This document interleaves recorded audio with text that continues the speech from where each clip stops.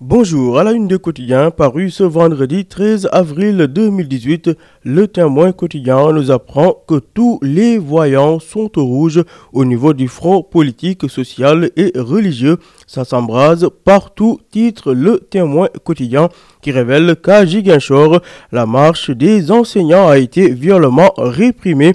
À Yoff, des barricades ont été érigées contre la venue du président de la République. Concernant le système de parrainage, l'opposition et la société civile promettent un 19 avril de feu, renseigne le Témoin quotidien. Le journal Le Quotidien évoque justement à sa une du jour le projet de loi sur le parrainage qui doit être voté le 19 avril à l'Assemblée nationale.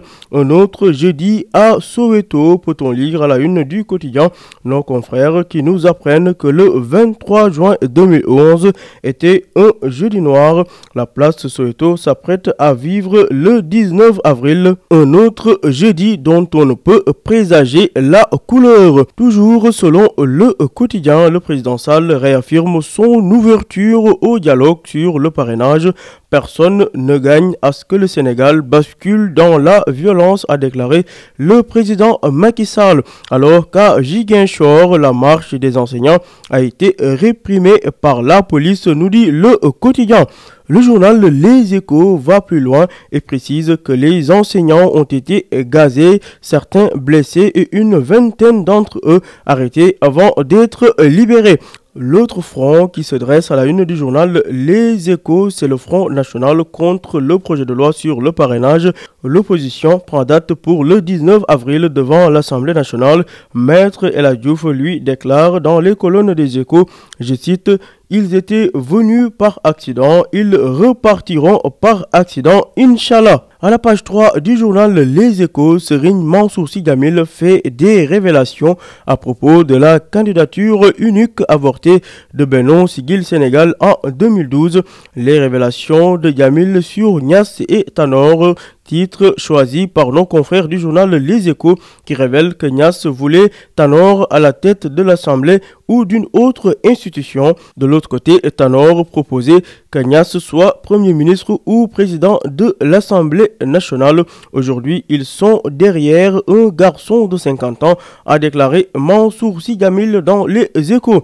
À la une du journal Enquête, controverse autour du parrainage, Macky Sall calme le jeu. Selon le chef de l'État, on doit accepter de dialoguer sur l'essentiel dans l'intelligence et la courtoisie. De l'autre côté, l'opposition bande les muscles et les non-alignés en ordre de bataille. Toujours concernant la levée de bouclier contre le parrainage, le journal LAS nous informe que Macky reçoit la société civile in extremis.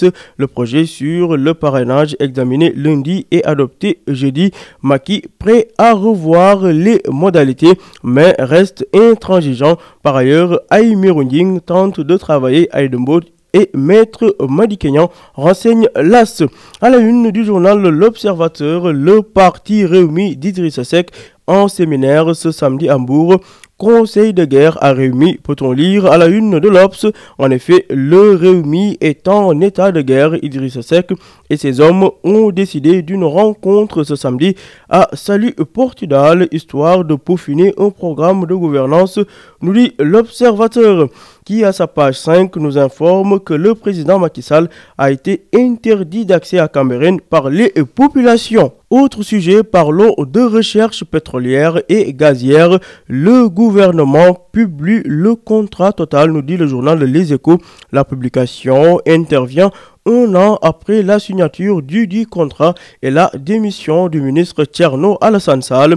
Le géant français Total, tenu de verser un bonus de près de 2,660 milliards de francs CFA et réaliser des dépenses minimales de près de 20 milliards de francs CFA.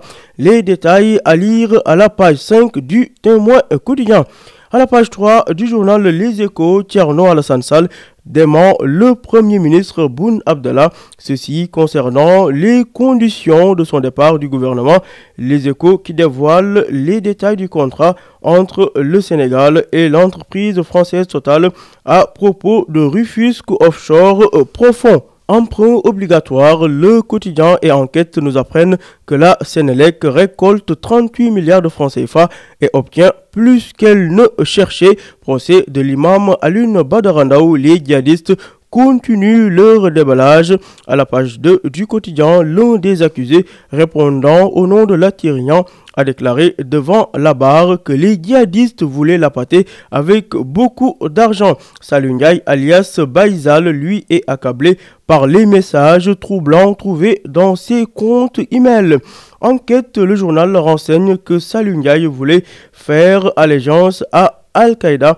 Incarcération de Barthélémy Diaz, ses proches haussent le ton et se font mater. Les faits se sont produits hier devant la mairie de Mermoz-Sacré-Cœur.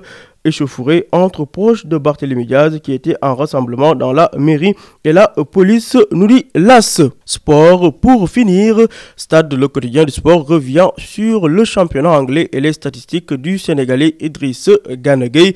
Gana Gueye plus fort que N'Golo Kanté en termes de tacles, de récupération et de duels gagnés, renseignent nos confrères de Stade qui reviennent sur l'Europa League. Marseille renverse les Spics, Ligue des Champions, l'Ogle, Real Madrid face au Bayern et Liverpool.